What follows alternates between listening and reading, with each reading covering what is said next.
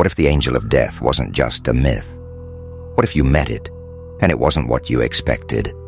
Imagine waking up in the dead of night, unable to move, as a dark figure looms over you, whispering your name. This isn't a nightmare.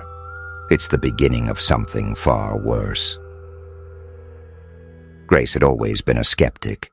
A 32-year-old nurse from Leeds, she had seen death countless times on the job, and it never felt supernatural. People died. It was biology, plain and simple. But her skepticism was about to be tested in ways she couldn't imagine. It started with a patient. Mr. Hollis was in his 80s, frail and riddled with cancer. Grace had been his primary nurse for weeks, growing fond of his stubborn spirit and sharp wit. But one night, as she adjusted his IV, he grabbed her wrist with surprising strength. "They're here," he whispered, his eyes wide with terror. "Who's here, Mr. Hollis?" Grace asked, trying to calm him. "The angel. It's waiting for me."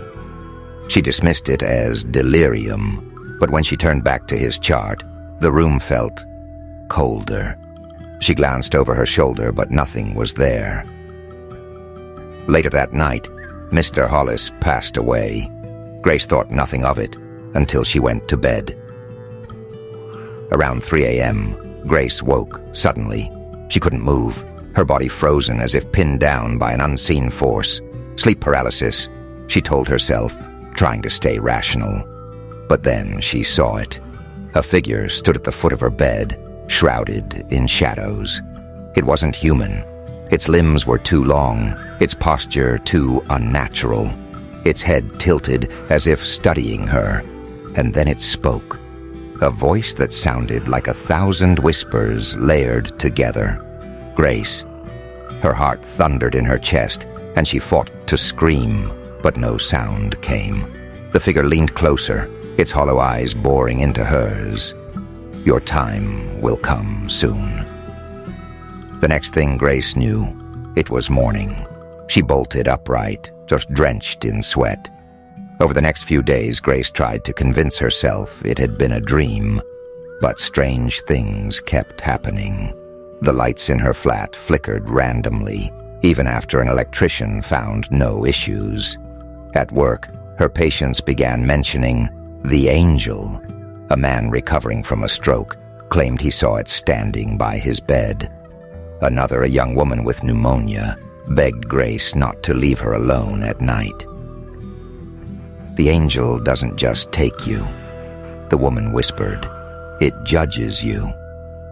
Grace felt her skepticism waver. She began researching Angelus Mortis, the angel of death. Myths varied. In some it was a gentle guide, leading souls to peace. In others it was a merciless entity, punishing those it deemed unworthy. The more she read, the more Grace noticed a pattern. Those who claimed to see the angel often died soon after. A week later, Grace stayed late at the hospital. She was alone in the break room when the temperature plummeted. Her breath fogged the air, and the hairs on her neck stood on end. And then it was there. The same shadowy figure from her bedroom, now taller, more defined. Its face was a void, but she could feel it watching her. "Why me?" Grace whispered, her voice shaking. The angel didn't answer. Instead, it raised a hand, long skeletal fingers reaching toward her. Grace stumbled back, knocking over a chair. "Your time draws near, Grace," it said, its voice echoing unnaturally. She closed her eyes, willing it to disappear.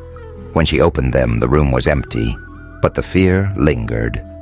Desperate for answers, Grace confided in her friend Rachel, a paramedic who shared her logical outlook. Together they pieced together the events. "You've seen death so many times," Rachel said. "Maybe it's fixated on you." "Why would it warn me?" Grace countered. "If my time's near, why not just take me?" Rachel didn't have an answer. That night, Grace received a phone call from an unknown number. A distorted voice spoke. "Repent. the line went dead. Grace knew she couldn't run from it. She prepared herself, leaving her flat in the middle of the night and driving to the hospital, the one place she felt connected to life and death. In an empty ward, she called out, "I know you're here. Show yourself." The lights flickered, and the angel appeared, more terrifying than ever. Its form seemed to ripple, and the whispers grew louder, almost unbearable. "Why are you haunting me?" Grace demanded, her voice breaking. "You walk the line," it replied. "You save lives, but you've let them go too. You are neither condemned nor absolved."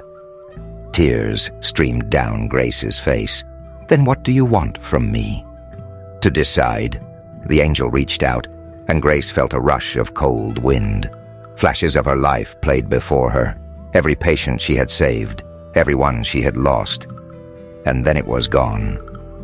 Grace survived, but she was never the same. She left her job, moved to a quiet village in Cornwall, and spent her days helping people in small, unremarkable ways. But every now and then she would wake in the middle of the night, feeling the weight of unseen eyes watching her. She never saw the angel again, but she knew it was out there, waiting. What would you do if the angel of death appeared to you? Would you beg for mercy, or would you face it head on? If this story left you with chills, share it with someone who loves a good scare. Have you ever felt like something otherworldly was watching you? Do you believe in the angel of death, or is it just a myth? Let us know your thoughts in the comments below. If you enjoyed this story, subscribe for more terrifying tales every week.